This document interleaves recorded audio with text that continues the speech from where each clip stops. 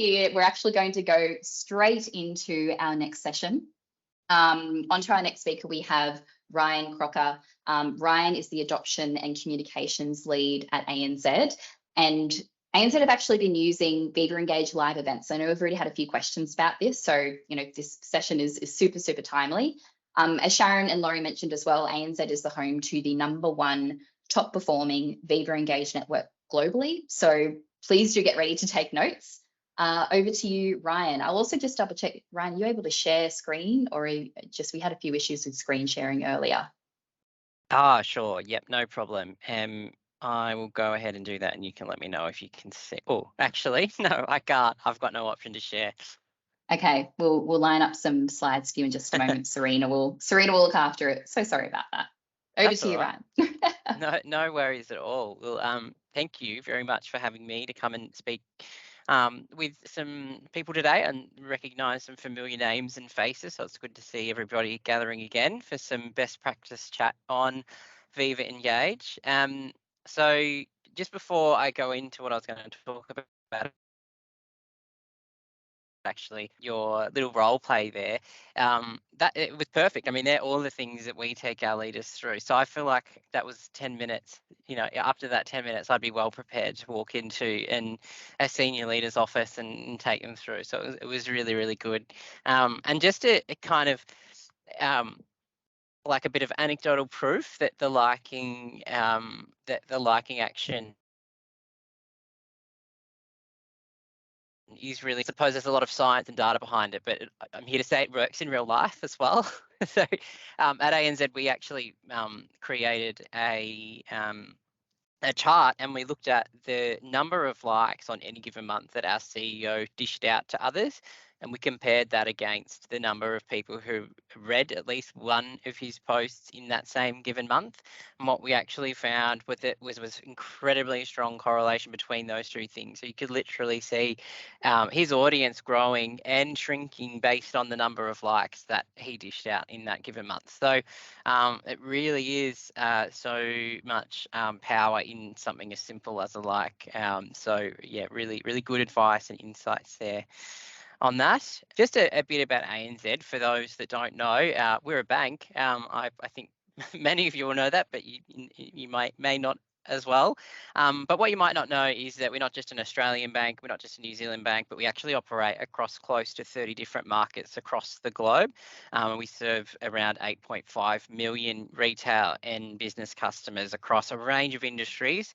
And that is everything from customers who want a home loan or a credit card, right up to small business customers, medium, big business customers, and global, huge institutional customers. So there's a whole different range of expertise and different priorities across the bank. We've got more than 40,000 employees working across those 30 different markets. So there's a lot of, it's a big crew to try and keep connected and to try to keep engaged and aligned on strategy, and of course aligned on our purpose as well. So very Viva Engage plays a really important role for us in helping to connect some of those groups of people together.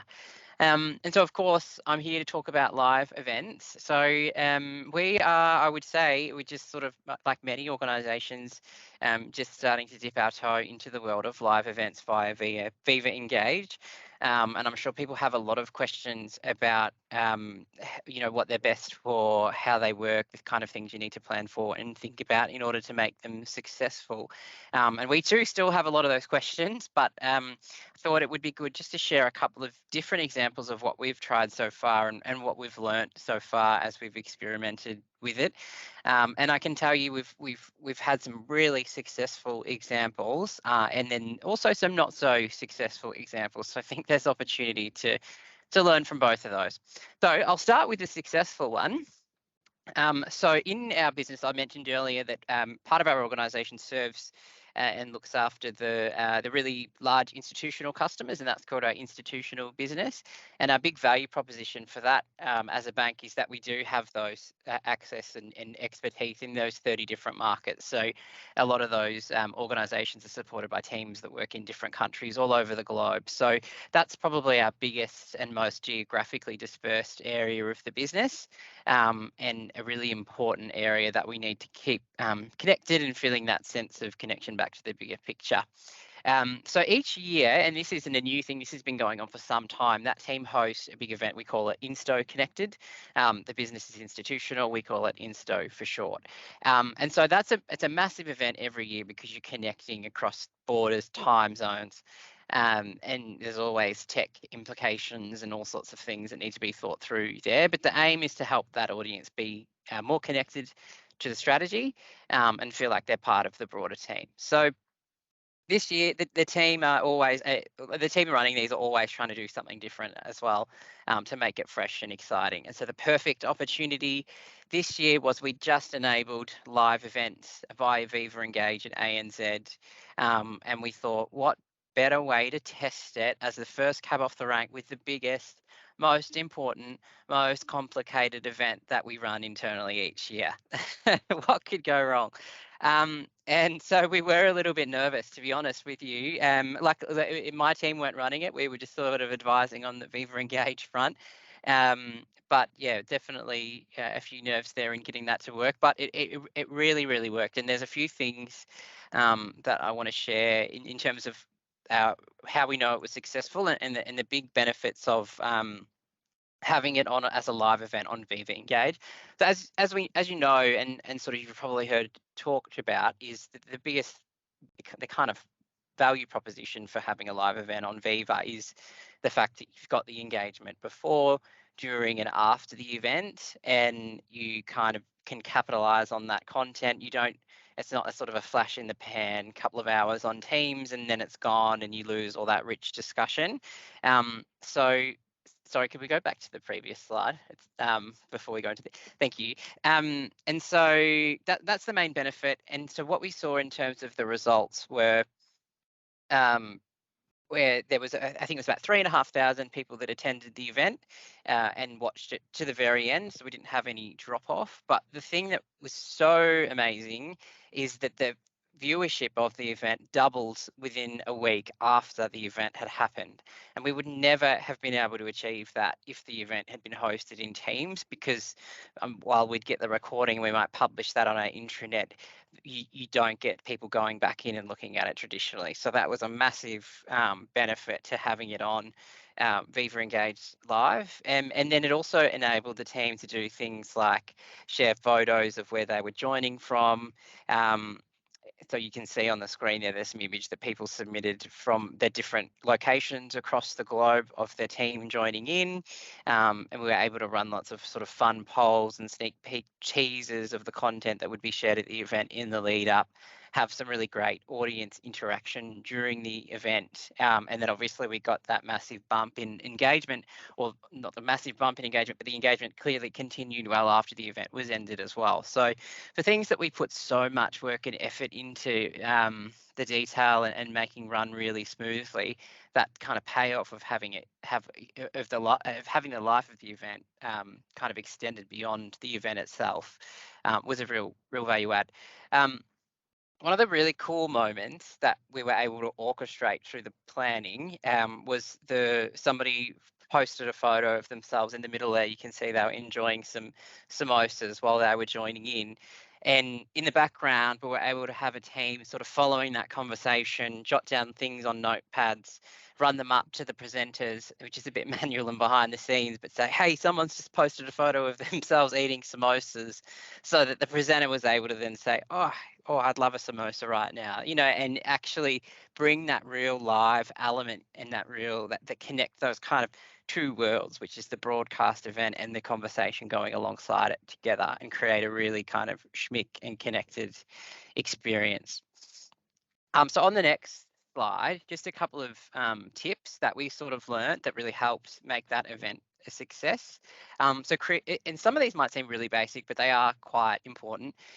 So creating a landing page for your audience, and it's probably best to do that on a SharePoint or an intranet site, because you need something static that just really details for people, this format is going to be different. Here's how it will be different to a live event on Teams, and explain how the audience interaction would work.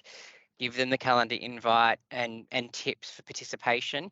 I've got an example post in this deck as well with the tips that we provided for people, and just never underestimate. I can say this as Emily called out. I'm not blowing my own trumpet here. Emily said this earlier, that we were one of the top performing organisations for large companies globally, but even here, we absolutely have to, there are people that don't use Viva Engage, and quite a lot of people that still don't really understand the value proposition, or and may even have reservations for being on a public social platform and not really feel comfortable with that. So never underestimate the need to sort of do that pre-engagement with your audience so that they're primed, they're confident and comfortable and ready to go. Promotion is another really important one. So typically you'll be creating a lot of really interesting, compelling content for your event. So just make sure that you're repurposing that in the lead up to the event as well, to start the engagement early with questions, polls and teasers, and ask your presenters to lead the activity. So it's kind of then getting people excited about hearing from your subject matter experts and your leaders. Seeing them visibly present on the platform before the event as well is a really good way to generate some excitement. And then roles. So I gave the example earlier about that kind of connecting the two worlds, so the online conversation with the virtual presentation. And there's a lot of planning and a lot of people to make that kind of thing work. So it's a kind of another level to the roles that you need to think about before the event runs. And I'm sure everybody already who runs live events on Teams knows you need someone to manage the production and someone to manage the Q&A. And so absolutely you need that for a live event on Viva as well. But in addition to sort of so the moderator role is obviously a little bit different, because they're on the chat with the questions, and of course the questions are not structured like a Teams live event. They are flying around everywhere. So the moderator needs to be really good at staying on top of that feed, grabbing the questions out, highlighting them, and then in an offline way, whether it's by pen and pad or a separate Teams chat, getting the questions to the presenters so that it does feel seamless, as if the presenters are actually looking at the conversation and picking the questions out themselves. And then in addition to that, you also need your responders, who are the ones in the thread. So what we've found is what you would typically do if you're doing a traditional Teams live event is you'd have maybe a panel, a couple of backup SMEs, so that if you get questions that the presenters aren't experts on, you've got extra people to chip in. So you need that group still, but then you need that group again of people offline to manage the conversation in the chat, because answering the question in the live broadcast obviously doesn't answer the question in the chat. So and there is we tend to see that there is a lot of activity, and so if you can have a separate group of SMEs that are responsible for either they might summarize the leader's answer to a question, they might answer the question themselves, but just to make sure that the conversation doesn't and those questions don't sort of hang there unanswered, so that chat experience on the live event is really good. So they're the kind of things to think about. So it is a bit more work, but I think you can, when you do it well, really reap the benefits of that social interaction. The only last thing I'll say about that example before I move on to the next one is it was very much a broadcast with audience interaction and a little bit of Q&A, to a really broad audience in terms of the kind of nuts and bolts of the type of event it was. And that kind of event format is really perfect and lends itself well to a Viva Engage Live event. The next example, I'm not going to say it's a bad example, but it's an example of a different type of event that doesn't quite work as well. And I it's not that I don't recommend, but I probably would just go in with a lot of thinking about some of the issues you might face from the start. So the other experience is an event that we do regularly. So this is something that happens on a monthly basis in our Australian-based business. And so basically it's a Q&A with the leadership team. And that was an Ask Me Anything Q&A that would happen via Teams Live, and it'd be a very structured Q&A. So there'd be people posting questions in the chat, and then it would be moderated, and the questions would be asked according to most to least number of votes or thumbs up in the chat. And as we all know, it's not structured like that in Viva Engage. It is a lot more messy and chaotic, which I think is part of the fun, but not all audience members think it is. So the pros of this, we've been doing it for probably 4 or 5 months now. And so what you can see on the left, obviously the fact that the conversation stays in there is gold, because even if you can't get your leaders actively engaging in conversation on the platform, if you can get them in during a live event and they're in there helping to answer some questions as well in the chat, then you've got then you start to actually build up their presence in the community. Even if you're struggling to get them on outside of those allocated times, you're still getting that visibility. And then you have that richness of the conversation. So when people are asking questions, good, bad, or ugly questions, you can kind of see that they are transparently being answered. And there is real value in that.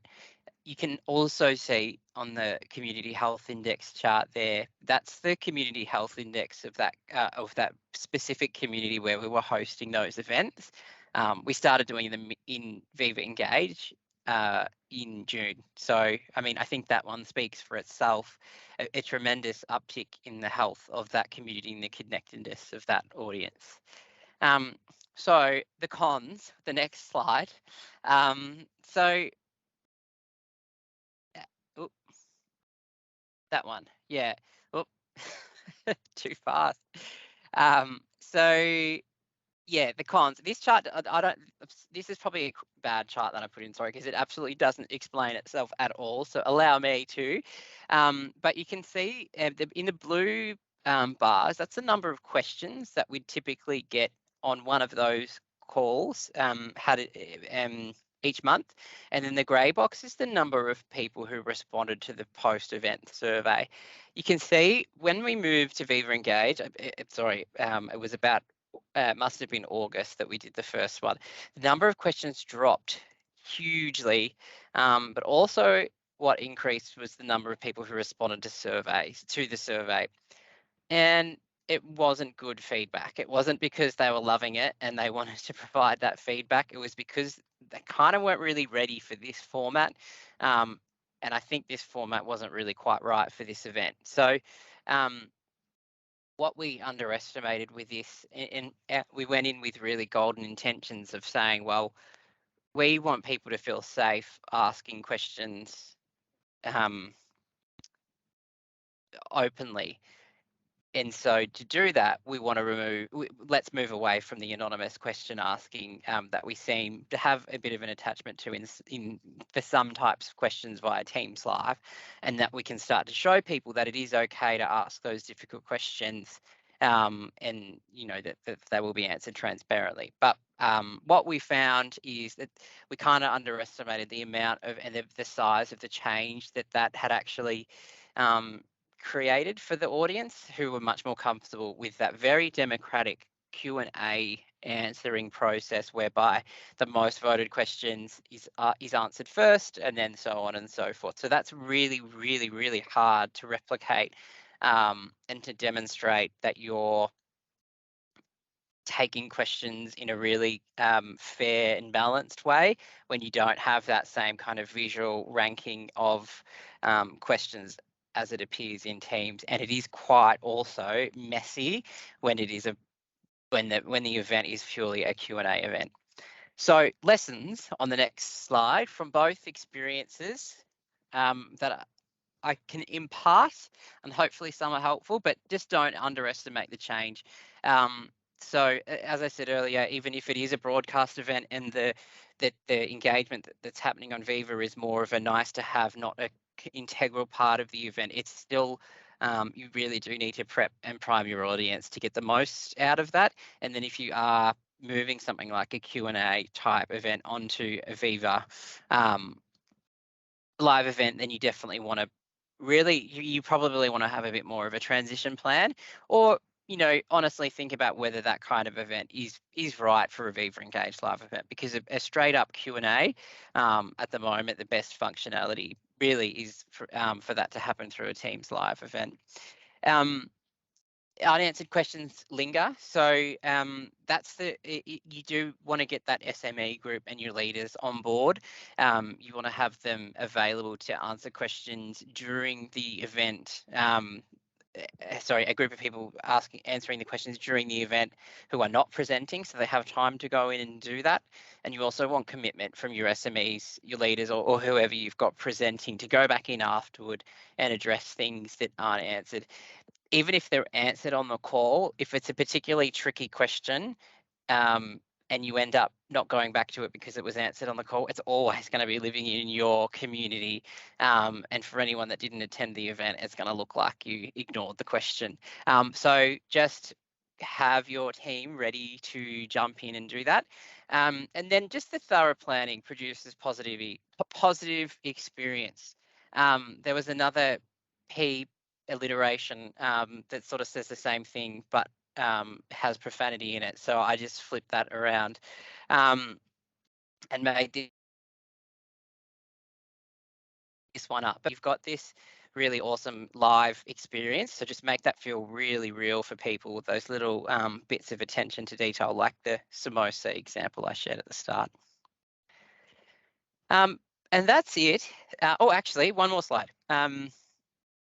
So this is just a screenshot of a post that we shared with an audience prior to a live event that talks through some of the things that they need to prepare for and think about during the live event. And a lot of the things in here are things that we got a lot of questions about from the audience, or that they got stuck on during their first Viva Engage Live event. So, and you'll see the last one in there. Sometimes it is as basic as, how do I log in?